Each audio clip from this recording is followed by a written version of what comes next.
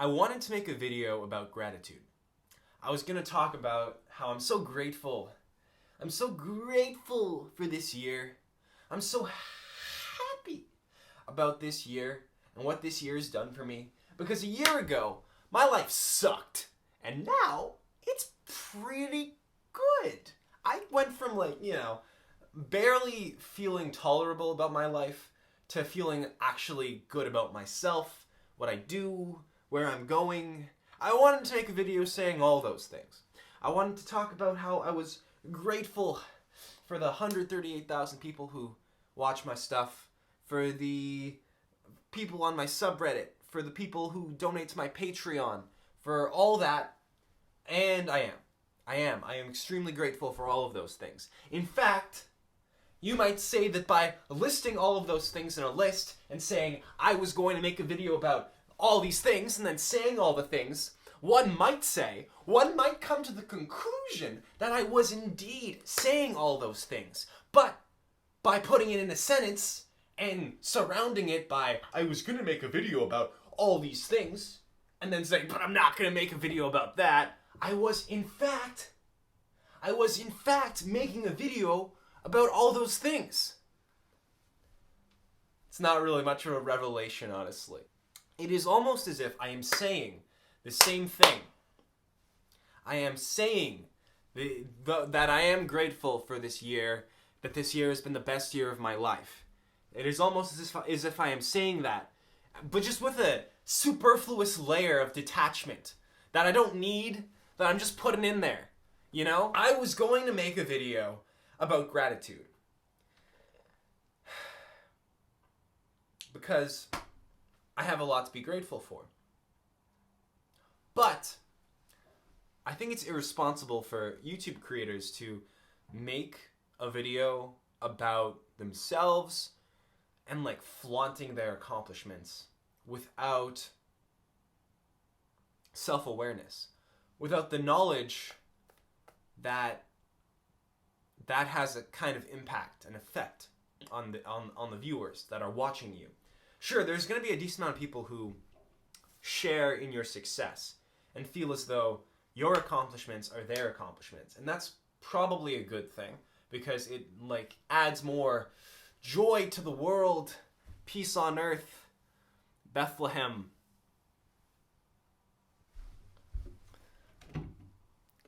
This is a Christian household.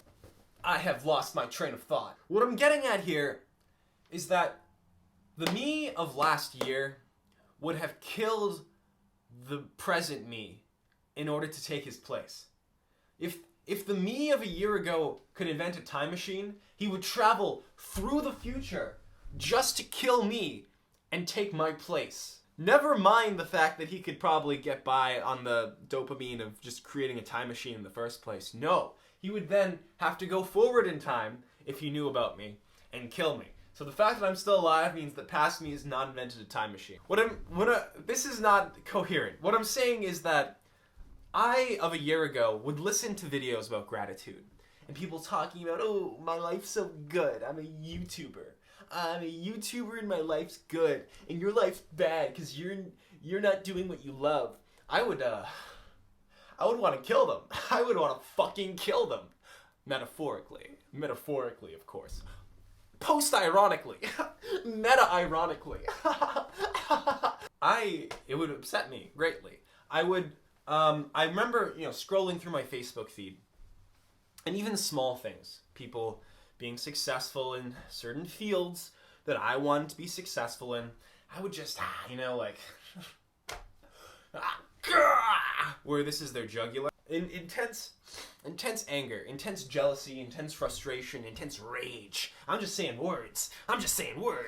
Rage, Shadow Legends.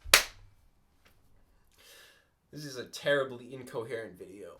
You know what? I like this style because it's oh yeah, I know Joe Rogan. He's classic. I love his videos. They're always scripted. They've always got a specific thesis that they're exploring.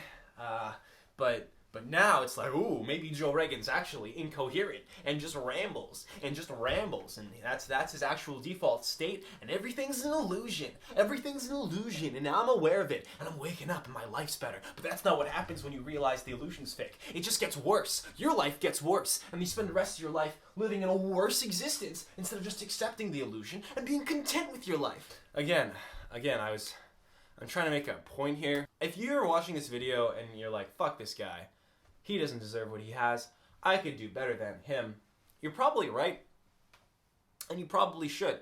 But at the same time, it would be irresponsible of me to just, make a video being grateful for stuff. It could be that I just don't want to make a video being grateful for stuff, because I don't feel like there's enough to that.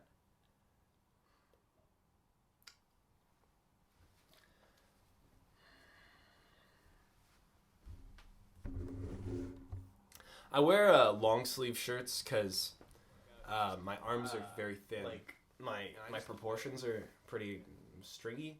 YouTubers don't have problems. That's another point. Oh, I'm at my parents' house and there's a cat and I'm allergic to the cat. That's not a problem. That is not a problem. There is no such thing as a YouTuber that has problems. That is not a problem. That's not a problem. It's a problem for me. So fucking hot. Look at me. I have a ironic Christmas t-shirt on. Who would find this fun? Who finds this funny? T-Rex. T-Rex. I hate myself. I don't like myself. I have never liked myself. And I also got my wisdom teeth removed, so I was really puffed up and I couldn't bear to look at myself. I've tried to make this video so many fucking times. We're worried about you. You should take a break. I'm only happy when making videos and making art. Telling me to take a break from making videos so I feel better is like telling a dehydrated person to stop drinking water. Cause I don't know, conscientious people. That's not a back me up here. You feel the need to be productive, do you not? Or else you feel like you're gonna explode.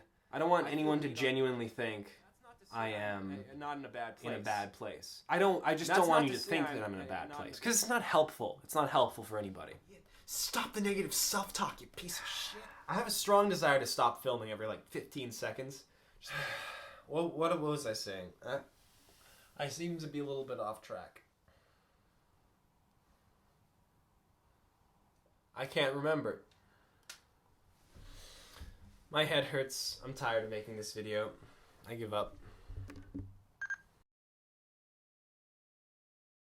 Ever since I was a child, the only thing I ever wanted to do was to be able to make a living off of my art. The reason for that is because I saw all of my friends and family go out to work office jobs that they didn't really like that much and they weren't fulfilled. The idea of working 8 hours a day at a job that I didn't love, that I didn't really want to put my entire being into, that filled me with a fear, a sense of dread, a horrible sense of dread that ate up my entire being. And every second of my life, every minute of my life, there was not an hour that went by that I did not reflect on the fact that I was doomed to work a soulless, painful existence where I had to slave away doing Excel spreadsheets or whatever. And everyone tells you it's not realistic. And everyone tells you got no future but pushing cubicle desks into the numerical entries. And it just kills you. It kills you a little bit every day. It smushes you. And then one day you wake up and you've got a bit of hope. And the bit of hope that survived through those 21 years of pain and misery. And you follow the hope. And eventually you get something. And you feel good about yourself. And you feel okay. You feel like you'll be okay.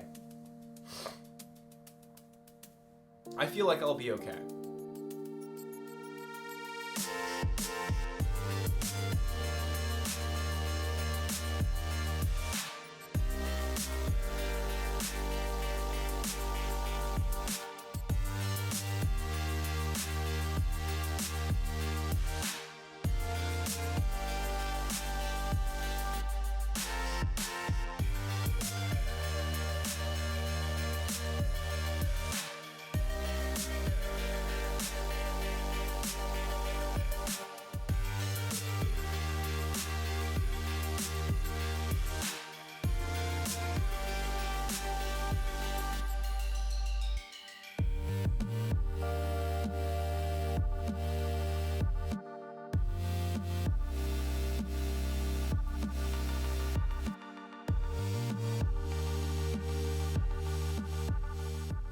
think what I was getting at here with this video is